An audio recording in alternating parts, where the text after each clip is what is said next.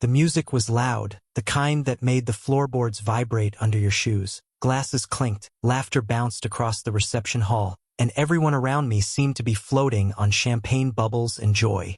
For a moment, I thought I was too. I had my arm around my wife, watching her smile in the golden light of the chandeliers, thinking to myself how lucky I was. And then it happened. I didn't even mean to overhear it, just one of those moments where the universe decides to break you in half without warning. She leaned toward her friend, lips close to her ear, voice low but not low enough. The words came sharp, like a knife dragged across a tablecloth. If I could do it again, I'd never have married him. I froze. My heart stumbled. I wanted to believe I misheard, that maybe the music warped her voice. But her friend's stifled laugh confirmed it. The room kept moving. Dancers twirled, waiters served, but all I heard was a dull ringing in my ears. I looked at her, standing there radiant, laughing like nothing had happened, like she hadn't just shattered me with a whisper.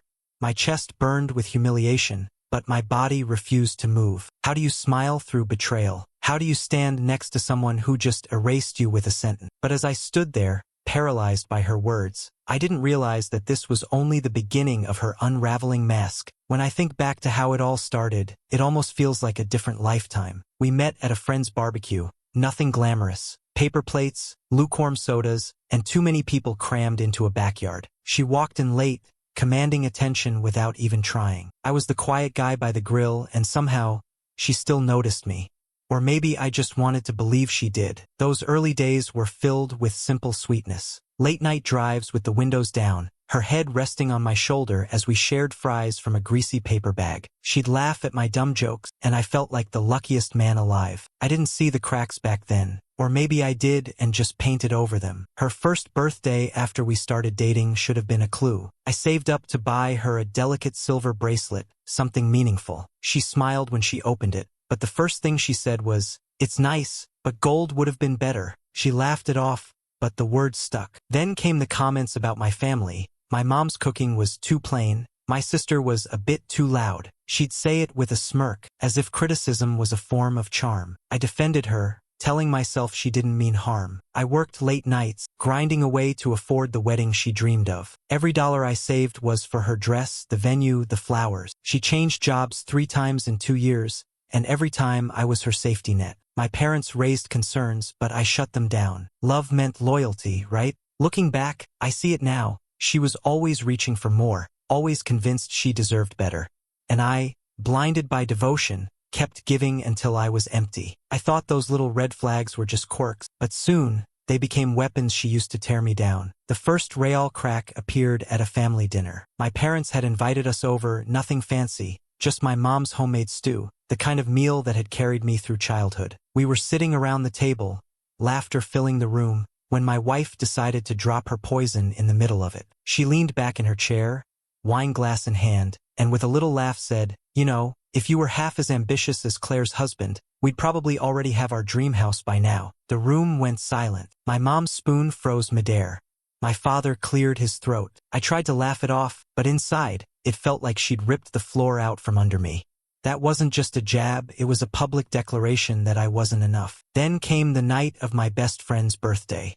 We walked in together, hand in hand, but as soon as she spotted a group of her so-called cooler friends, she slipped away without a word. I spent the evening awkwardly hovering at the edge of conversations, pretending not to notice her laughing across the room like I didn't exist. People asked where she was, and I lied, "Oh, just grabbing a drink." The humiliation burned. It didn't stop there. Subtle shifts crept into our daily life. Her phone became an extension of her body. Late-night texts she'd angle away from me, sudden girls' nights that stretched until dawn. When I asked, she rolled her eyes. "God, you're so paranoid. Can't a woman have friends?" I started noticing inconsistencies. A night out with coworkers somehow lined up with charges from bars she never mentioned. A supposed movie night with girlfriends, but no photos, no stories, no details. Every time I tried to connect the dots, she erased them with accusations. "You're too sensitive. You're imagining things." Honestly, it's embarrassing how insecure you are. That's how gaslighting works. It doesn't just twist the truth, it makes you question your own sanity. I started wondering if maybe I was the problem. Maybe I was too sensitive, maybe I was paranoid. I buried my doubts under excuses, telling myself she loved me, that she wouldn't betray me. But deep down, I knew. Every time she laughed at another man's joke a little too long, every time her phone buzzed and she rushed to silence it, every time she compared me to someone better, I felt pieces of myself breaking away.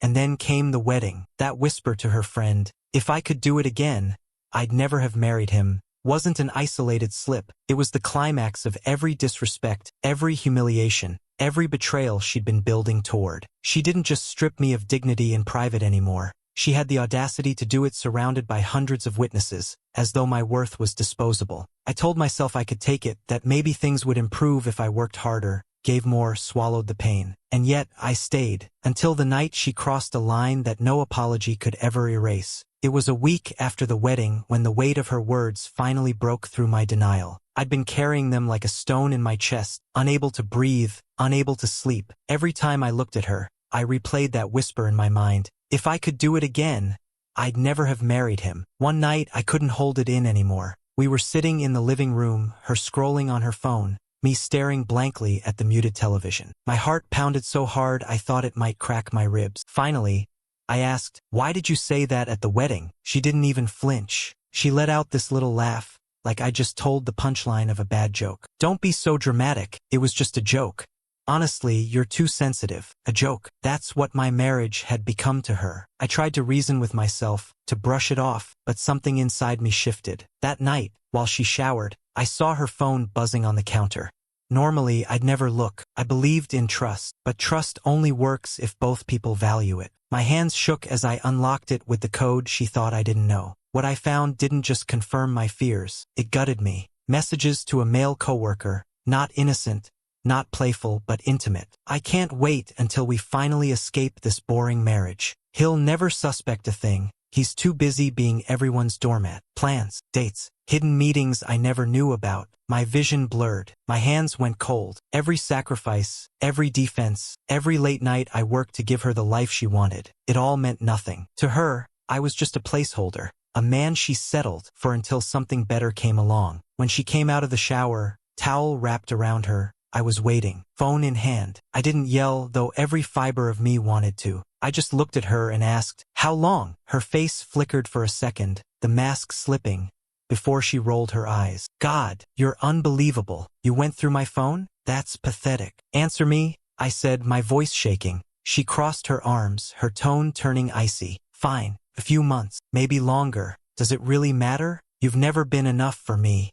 I married you because I thought you'd grow into something more, but you didn't. You stayed small." Her words cut deeper than any text message ever could. I felt my chest cave in, tears threatening to spill, but for the first time, I didn't swallow them. For the first time, I let the silence stretch until she started to squirm. Then I said the words I never thought I'd be capable of. "No more. I'm done being your punchline." She sneered, like my pain was entertainment. "What, you're going to leave? Please. You wouldn't survive a week without me." But she was wrong. Something inside me snapped back into place. Not the man she broke down, but the man I used to be before her poison seeped in. I stood, dropped her phone on the couch, and walked away from her without another word. She called after me, her voice shrill, demanding I come back, that we talk like adults. But I didn't turn around. For once, I wasn't the one begging, apologizing, or explaining. She thought I'd beg her to stay, but instead, my silence told her everything. The days that followed were a blur of shock, anger,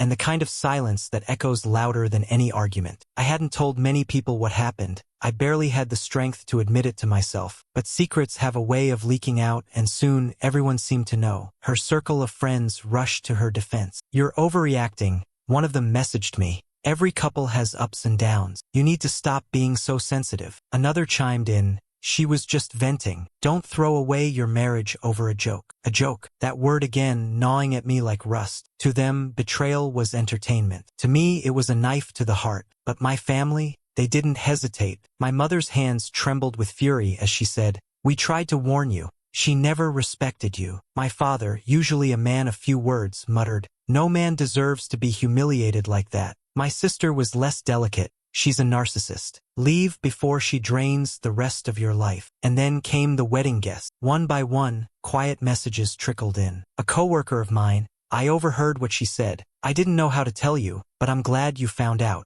A cousin, "We all saw how she treated you that night. It wasn't in your head. The humiliation I thought was private had been witnessed by dozens. Everyone had seen the smirk on her face, the venom hidden behind her charm. It wasn't just whispers in my circle either. I shared my story online, half for advice, half for catharsis. The responses were overwhelming. OP, you dodged a bullet. She sounds like a textbook narcissist. This is emotional abuse 101. Please run. Imagine spending your life with someone who mocks you publicly. You deserve so much better. Each comment was like a drop of water to a man dying of thirst. Validation I didn't know I needed. Proof that I wasn't crazy, that my pain was real, that my worth hadn't been reduced to her cruel words. For the first time in years, I didn't feel alone. Strangers on the internet had more compassion for me than the woman I'd married. And as her carefully constructed image began to crumble, I felt something I hadn't in a long time, clarity. And with the world finally seeing her true colors, I realized I had one last decision to make. In the end, I chose myself. The very next week,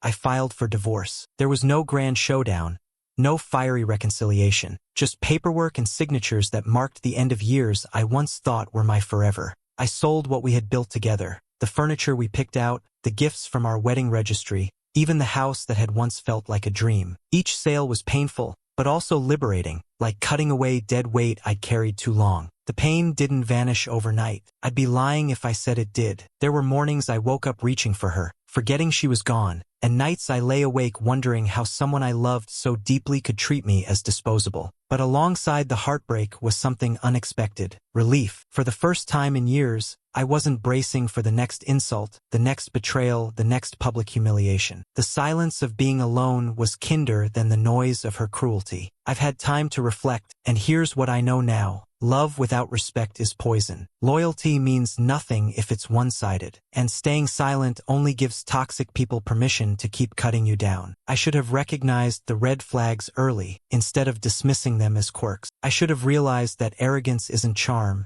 it's contempt dressed up pretty. And most of all, I should have never begged someone to love me at the cost of my self-worth. My story isn't unique. Reddit stories are /relationships, and every corner of emotional storytelling are filled with people like me, blinded by love until betrayal forces them awake. But if my story teaches anything, it's this: heartbreak doesn't define you. Betrayal doesn't end you. Sometimes it frees you. Because in the end, losing her wasn't my failure, it was my freedom.